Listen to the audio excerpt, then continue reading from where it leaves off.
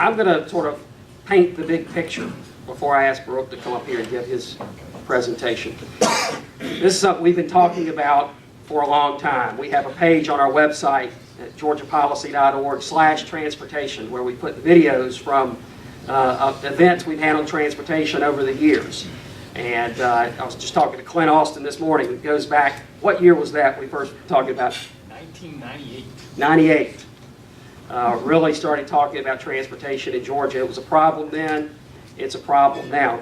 So why should you care? What is the problem that we're trying to solve? It's not just, well, we need to spend more money. What are the problems? So we look at it in 3 different ways. First is the obvious one, traffic congestion. That's the easy one because you don't have to convince anybody it's a problem. In fact, many of you might have experienced it this morning. It's a good problem to have. Detroit does not have our traffic congestion problem. You know, people are moving to Atlanta and causing that congestion, so that's a good thing. But people are going to stop moving to Atlanta if we don't address it. It becomes a negative that our opponents in the economic development world will use against us whenever they possibly can. It's a quality of life issue. You know, you're trying to get to a meeting or get to see your child perform in an extracurricular activity, and it's inefficient. It's a waste of fuel, waste of time. But there are a couple of other considerations.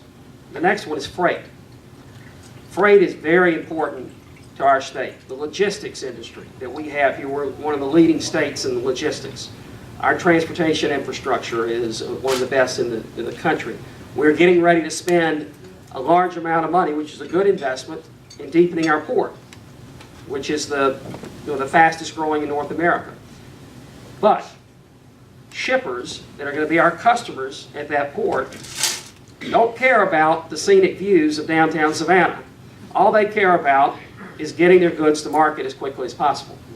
And if the trucks that are carrying their goods out of the port of Savannah are getting stuck in traffic in Atlanta on their way to Chicago or wherever they're trying to go, that's going to be a problem.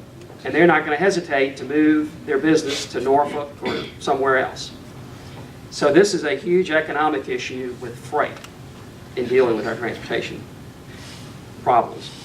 And finally, it's access to jobs. Now, even if you have a car, there are jobs available in this town that if you live in a certain part of Metro Atlanta, you probably would not consider a job in that part of town because it's just almost impossible to get to. But imagine if you don't have a car. You know, we want more productive citizens that are working and paying taxes. A lot of citizens might have the opportunity for a job, but if their car breaks down, they don't have transportation to work, they lose their job. Our transit system is very disconnected, and it really doesn't provide that true network of being able to get you anywhere you need to go effectively. And so we see a great benefit in this discussion of transit of being able to create that network that gives more people access to jobs so we can put more people to work. So that's the why. So then the principles we look at as we're sort of designing our plans. First of all, and this is what the focus of the presentation is going to be, unfortunately, there's not a great trust in government right now, any government.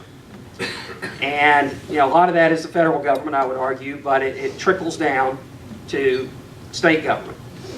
And it's hard to get someone to say, all right, we're going to give you this money, what are you going to do with it? How do we know you're not going to waste it? So I think it's very important that we tell people and educate people, this is how we're going to spend your money.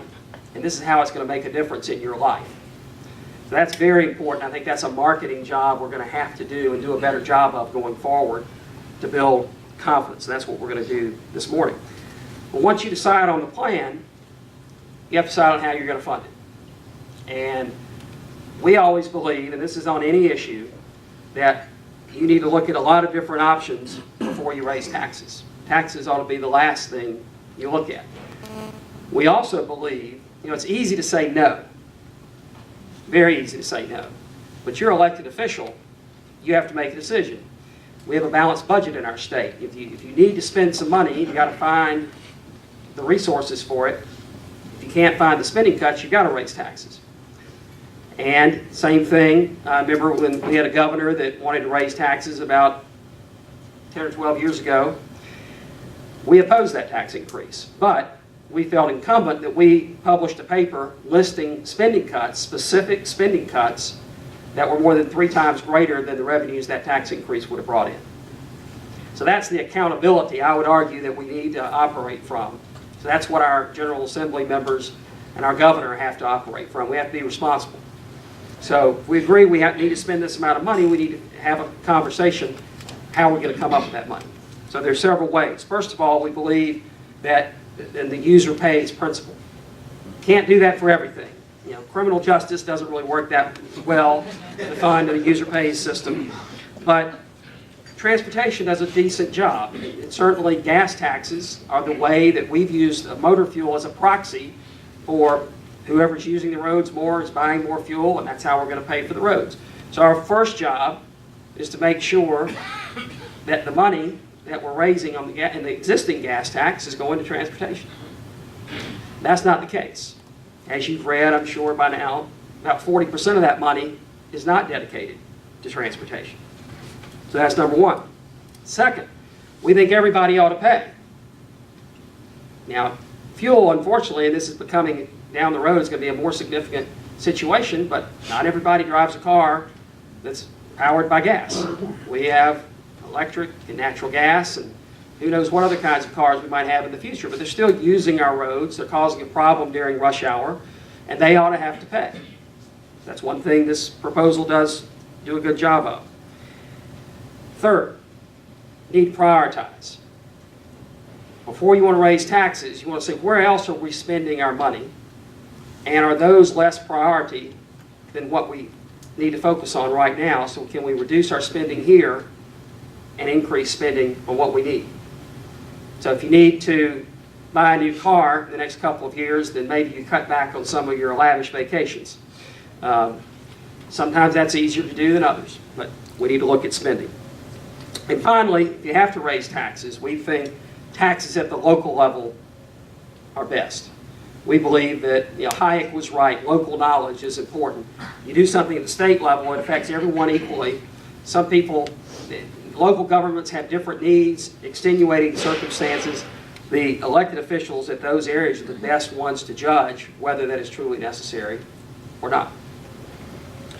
So this plan we're going to be talking about that is so far in the General Assembly is probably going to change. It's not perfect, but it gets a lot of these concepts right. So we're very happy when it first came out that it focuses gas taxes on transportation, dedicated. It makes sure that everyone pays. We have a fee for alternative fuel vehicles. And it prioritizes. And it's not the state just saying, do as I say, not as I do. The state is taking a big hit of $180 million. They're going to have to find ways to cut spending. We're asking local governments to do the same. So we think it started off in a good direction. It's not perfect. There's some things we can work on. We still think we need to have a conversation about a more flexible sales tax funding. Fractional amounts of sales tax, perhaps smaller regions that can work together than the regions that were defined in the TIA. We think we've got to talk, and right now start planning for an end to the motor fuel tax, moving toward some sort of a better user pay system as fuel efficiency and alternative fuel vehicles come into play. We need to start that conversation now. We're not ready for that now, I don't think, politically, but it's going to be on the horizon. And there's some other issues. One thing, Ed Kroll was going to be here, but we get a windfall by shifting from sales tax to an excise tax for truckers due to the arcane way that they calculate their taxes. That is going to be a windfall to the state. It's a voluntary decision. Right now, truckers know don't fuel up in Georgia if you can help it, because there are reasons, these local taxes, that they can't get reimbursed for. But if we change the way we do things for diesel fuel, then we're going to get a windfall of revenue from the trucking industry, and hopefully they'll stop by and buy some lottery tickets and food and some other things while they're in the state. So there are some things that we can do to make this bill better. Right now, I want to introduce Brooke Feigenbaum.